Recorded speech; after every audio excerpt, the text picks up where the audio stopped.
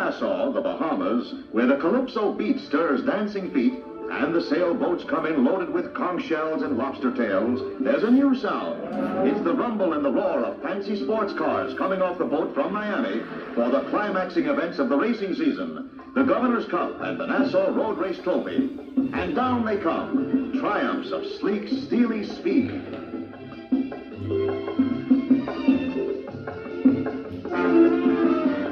Here's a TXP C4, a Class H Bumblebee.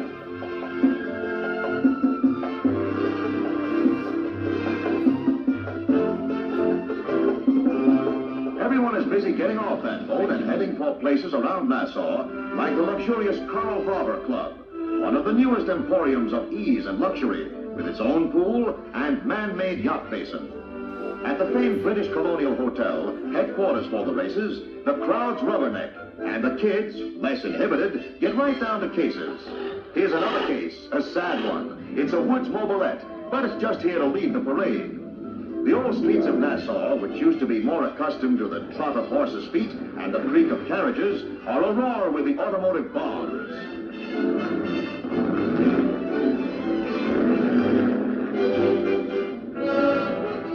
The race course is Nassau's new airport, named for the Duke of Windsor, who was once governor of the balmy Bahamas. The endless tuning up of the sensitive engines keeps the pit crews on the move with last-minute adjustments. Here are Carroll Shelby on the left and the daredevil Marquis de Portago, two world-famous drivers in conversation. A trial begins. The drivers will feel out their nerves and brakes on the curves. They'll find out how much risk and how much caution they can afford. Here's what the road looks like from an Alfa Romeo driven by Jack Morton of Miami.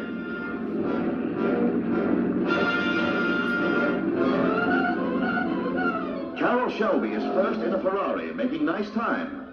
I'd say, wouldn't you? Time is also being made in Nassau's Blackbeard's Tavern, named for the Bahamas' favorite pirate.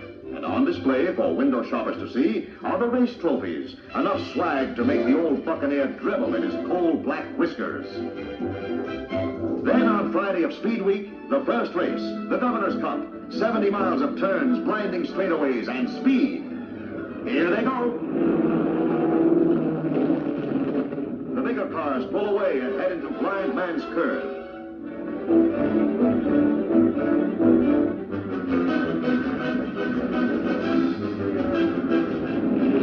The Marquis de Portago, number 13, leads in his Ferrari.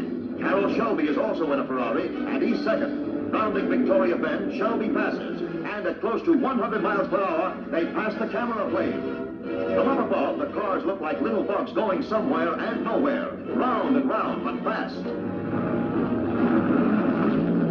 Marquis de Portago was in and out of the lead. He won the race the previous year.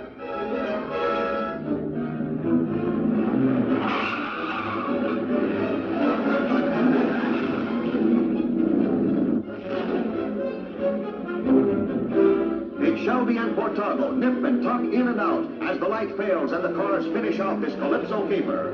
Shelby wins and later receives the cup from the governor himself, the Earl of Ranfurly, Her Majesty's representative in this crown colony. Saturday, and Saturday's children are all girls. This is Lady Greta Oakes, set to go in her Porsche Speedster. And here's the start, the race for ladies only. The girls are off and away.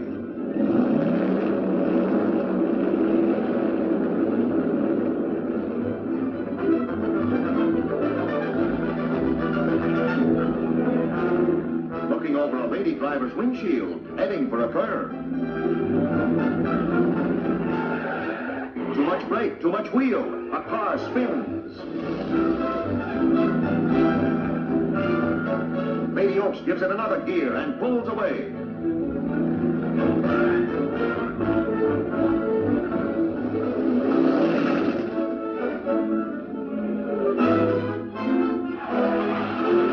Another spin on a curve, and Evelyn Mull of Malvern, Pennsylvania, has a fire in her ace three-seat Bristol racer. There's some excitement as Mrs. Mull directs the rescue of her car. The fire was beneath the seat, and Mrs. Mull proves that she is calm under fire and with fire under her.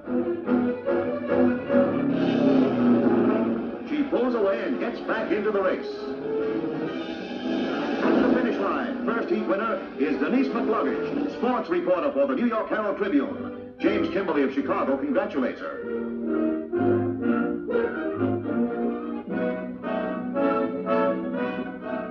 A bashed-in Maserati and a burned-out clutch give owner Bill Lloyd of Connecticut the worries. But by all-day, all-night effort, the car is ready for gassing up and going to the line for the big Le Mans start in the big race, the Nassau Road Race Trophy on Sunday.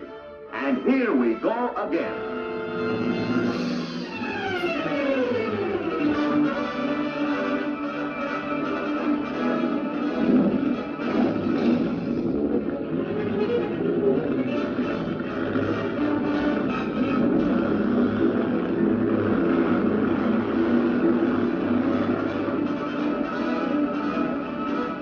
There are 49 cars in this race, the largest and most powerful machines.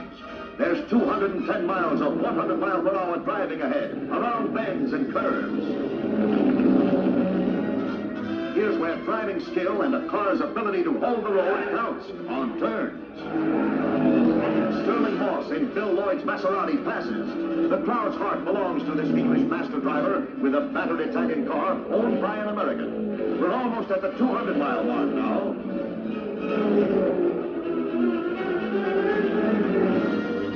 The cars are coming into blind man's curve.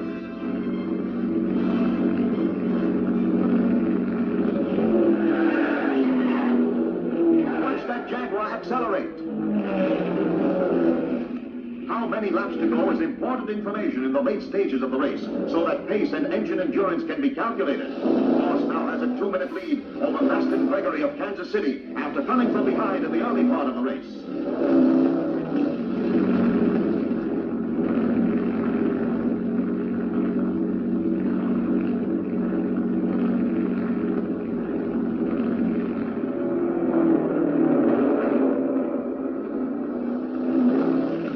It's Moss, the great young driver in Bill Lloyd's Maserati that was practically written off the day before the race.